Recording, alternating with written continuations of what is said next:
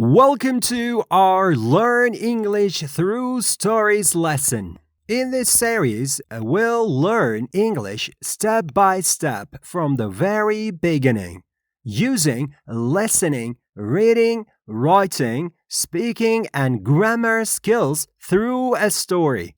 And of course, by learning new words. Our first activity is reading and listening. Let's start our lesson with a story we all know well. The Tortoise and the Hare. There is a tortoise. He is small and green. He walks slowly. He can't run. There is a hare. He is big. He has brown fur. One day, the hare and the tortoise meet. The hare laughs and says, "Tortoise, you are small. You can run. I am big and I can run fast." The tortoise looks at the hare and says, "Hare, you can be faster. Let's have a race and see." The hare says, "Okay, we can have a race." The hare and the tortoise take the road. They have a friend. He's a fox. The fox counts 1, 2, 3, and go, he says. The hare runs fast. He disappears. The tortoise walks slowly. He thinks, I can win. The hare gets tired. He thinks, I'm going to sleep. The tortoise can't run. I can lie under a tree and sleep. There is a tall tree. There is soft, green grass under the tree. The hare lies on the grass and sleeps. The tortoise walks for a long time. He sees the hare.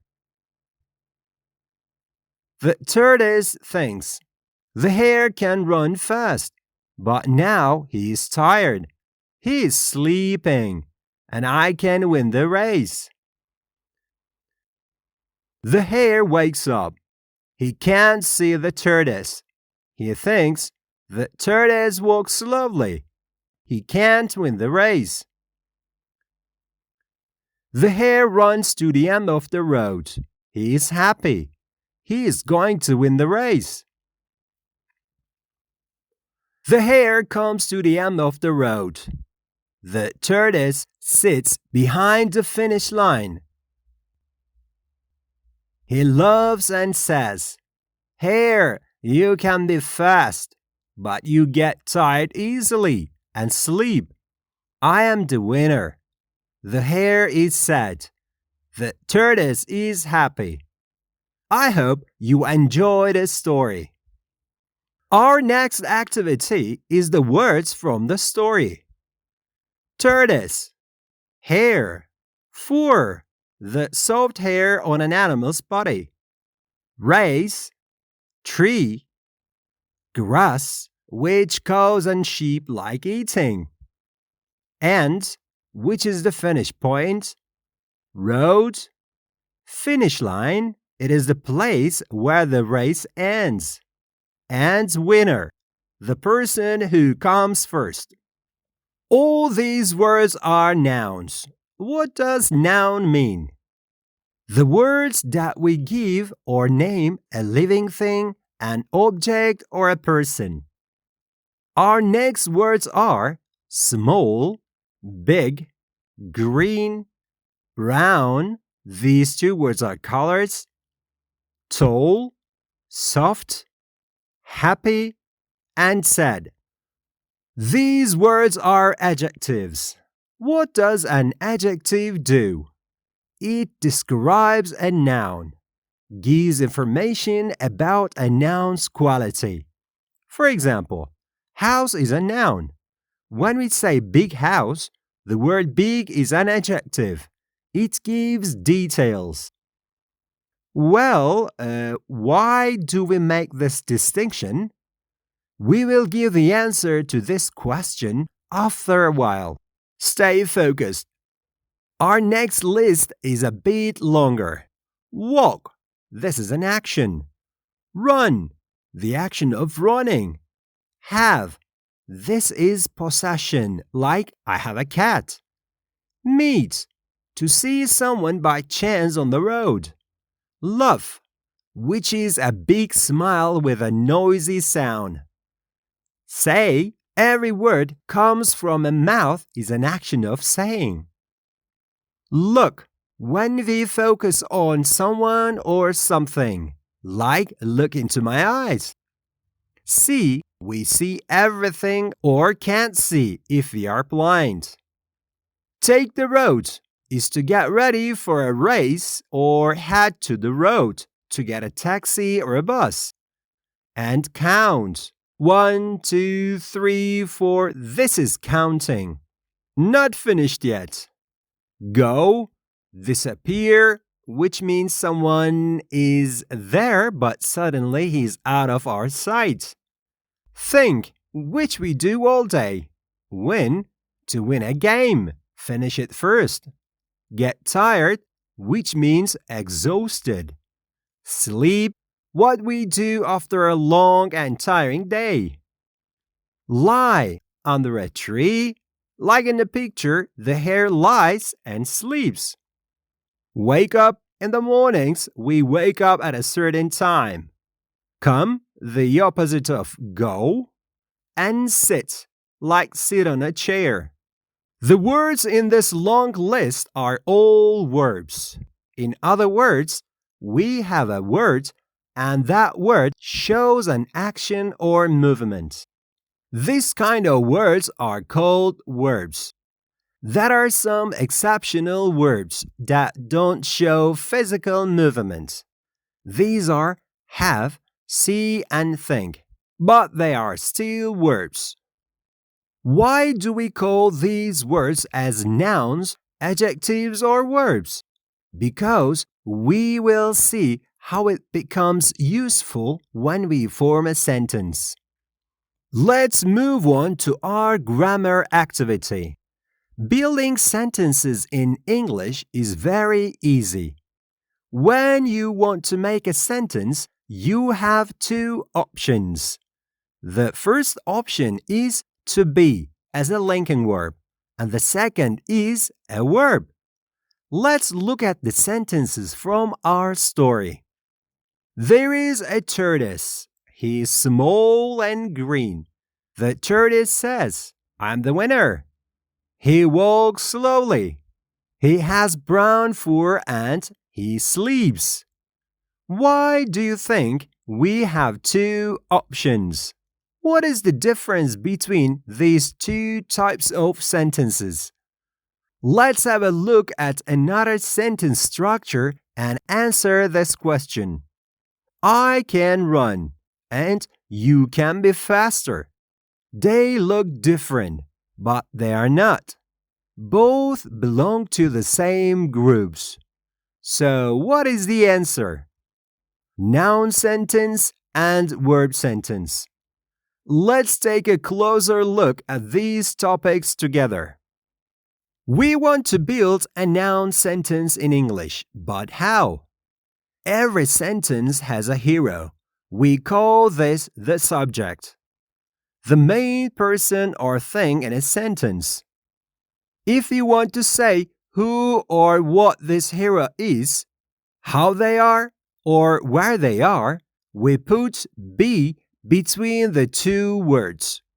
But we don't write it as be. We use three forms: am, is, or are. We do this to show the tense of the sentence.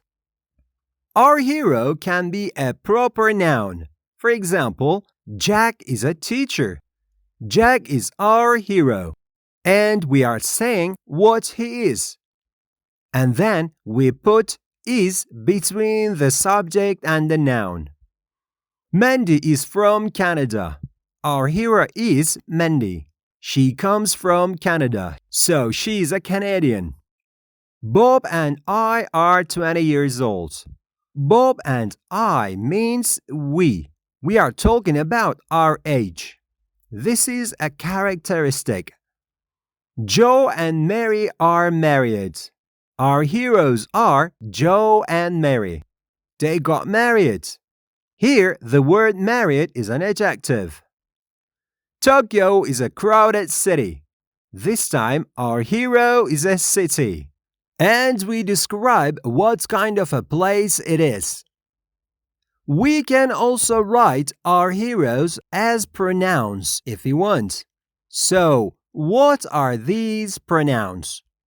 They are the words we use instead of a name. I, you, he, she, it, we, you, and they. Let's write the helping verbs am is are next to them.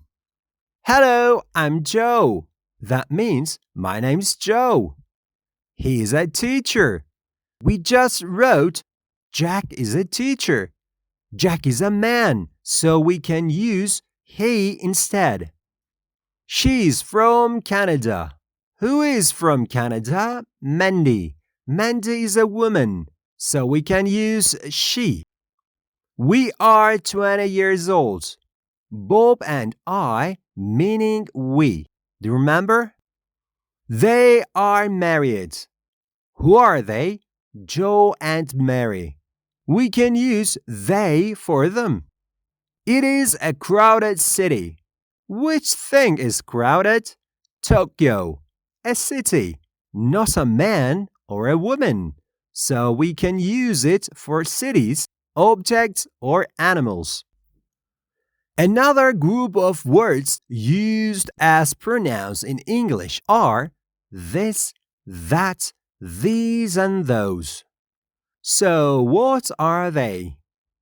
If an object is near us and there is only one, we use this. This is a book. It is close enough to touch. If the object or person is single but far away, we use that. That is a book. We can't touch it. We can only point to it. If there are multiple objects or people near us, we use these. These are books. If these objects are far away and plural, we use those. Those are books. Let's give some more examples and try to use them in a dialogue. Hey, what's up? This is Jack, my new roommate. Hello, Jack. Nice to meet you. Can you see that? That is my car, bro. No way. Hello, guys. These are my classmates. Say hello to them. Hello, classmates. You know the people over there? Sure, those are the new students. I hope everything is easy to understand so far. Another expression we use to make noun sentence in English is there. We use it to say that a person or an object exists and to show where they are. There is a book on the table. Imagine a table with a book on the top of it. There are 3 students in the class. Imagine a classroom with 3 students sitting inside. There is a bag under the desk, a desk and a bag right beneath it. In our last example, there are some people. Think of 2 or more people waiting, but where? Behind the door. So we say, there are some people behind the door. So what are these things? On, in, under, and behind. What do they mean? In English, we use prepositions to show the location of an object or a person. Each one has a different meaning in a sentence. For example, let's ask, where is the vase? We want to tell the location of the vase. To answer this question, we use a preposition. The vase is on the table. First, we write the object whose location we want to say. That is, the hero of the sentence. And then we write is or are depending on whether it is singular or plural. Next, we add the preposition followed by the reference object. There is the cat. Let's think. The hero of the sentence is the cat. The cat is under the table. Where are the flowers? Think about the flowers and the vase together. The flowers are in the vase. Now let's talk about verb sentence. To make a verb sentence, first we write the hero of the sentence. Then we write the action the hero does. And then we write the object affected by that action.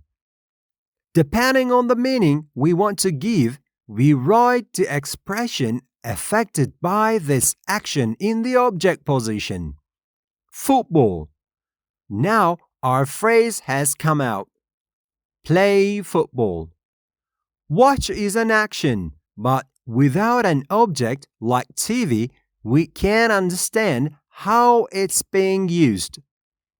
And finally, study. But what? Study English. Now, let's choose our heroes. I play football. I am the person doing the action. You watch TV. This time, you, as one person or a group, are doing the action. We study English. My brother or sister and I study English together. Or they study English. This time, there are 2 or more people study together. But I am not involved, or you are not in that group. For example, Mandy and Jack study English, so they study together. We are not making any changes to the verbs with these subjects. Let's rewrite the same actions. This time, use he for our hero. Unfortunately, we have to add the s suffix to the verbs this time. And the s suffix changes depending on the verb. He plays football. She studies English. And it watches TV. Let's go back to our story and look at the verb sentences. He walks slowly. We used this sentence for the tortoise. He moves slowly. It means he can't run. He has brown fur. The hare is brown, so his fur is brown too. Another sentence is he sleeps. This is the act of sleeping. He is not awake. In the story, he sleeps under the tree. Other sentences are: one day, the hare and the tortoise meet. They run into each other. The tortoise looks at the hare and says, for example, in daily life, I wake up at 7 a.m. and we have a big house. It means we live in a big house which belongs to us. All of these are present tense sentences. This is how we study the rules of the simple present tense in English. So, what does the sentence "you can run fast" mean? In English, the structures we use to express our feelings and thoughts are called modals.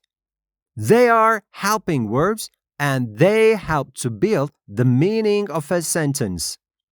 Here is how we use them. First, let's make a verb sentence and look at its features. Again, we first write the hero of the sentence, which is the subject. Then, we add the modal structure according to the meaning we want to give. Finally, we write our verb, but in its base form. This means we don't add any extra endings to the verb. Let's give an example from the story. I can lie under a tree. In this sentence, there is a meaning of possibility or opportunity. Because the tortoise walks slowly, the hare says, I can sleep, meaning I have the opportunity to sleep under a tree. The hare can run fast. This is a sentence about ability. Because the hare is fast, we say he is able to do this action. He can see the tortoise. In this sentence, we say the hare cannot do the action of seeing because the tortoise is not around. Jack can speak English. Jack knows English and he has the ability to speak it. I have a guitar and I know how to play it, so I can play the guitar. Again, we are talking about an ability. So, can we make noun sentences with modals? You can be faster. Fast is an adjective. What does faster mean then? It means the hare runs more quickly than the tortoise. Notice that there is no am, is, or are in the sentence. When making a noun sentence with modals, we write the hero, then the modal, and we add be. This is because after modals, we must use the base form. Then we add a noun, an adjective, or a place. We can be friends. This is a possibility. We know each other now, so it is possible for us to be friends. Jack can be at home. We give a possibility meaning. I don't know where Jack is. It is possible that he is at home, but maybe he is not. There can be some chews in the fridge. This means I am not sure, but if you look into the fridge, you can find some chews. This is a possibility too. This can be a problem. This sentence means I'm not sure. This thing we do right now may cause a problem. Maybe not. I'm just guessing. I hope the topic is clear now. In the story, the tortoise says to the hare, you can be faster. So what is faster and its heading? It is the topic of comparatives and superlatives. Let's make it clear. We want to compare two objects or people. If the adjective is one syllable, it means short, we use er ending. If it's longer, we use more than or less than structures. Joe is taller than Jack. Joe is tall, and Jack is tall too. But to say who is higher, we use a comparative. Because tall is short, that is one syllable word, we add er than. An iPhone is more expensive than a reader. Because expensive is a long word, I mean it has 3 syllables, we use more than. If you want to show a special quality of someone among a whole group, we use superlatives. I think, which means this is my opinion, Bugatti is the fastest car on earth. There is no other car that goes faster than Bugatti. It is the only one. Because we use a one-syllable adjective, we add the est endings. Monaco is the most crowded country in Europe. There is no other country in Europe that is more crowded than Monaco. There are some other adjectives which are irregular. This means we can use the endings above right away. These are good, bad, many, and some others we don't mention here. For example, my English is better than maths, or chemistry is the worst of all. This means I am successful in English, but my maths is a little bit bad. But chemistry is my nightmare. I can't do this lesson. We compare chemistry with all lessons. We will be studying this topic in detail in our following videos. Now, let's do some speaking practice. Let's start with noun sentences. Hello, I'm Jack. I'm from Canada. I am 12 years old, and I am a student. We build these sentences using the rules of noun sentence. I live in Toronto. I like movies, and I love listening to music. We build these sentences using verb sentence structure. But don't forget that we form both sentence types using the simple present tense rules. What if we want to use a modal? I can play the guitar. I know how to play it. This is my skill. And I can sing songs. I have this talent. I can do it.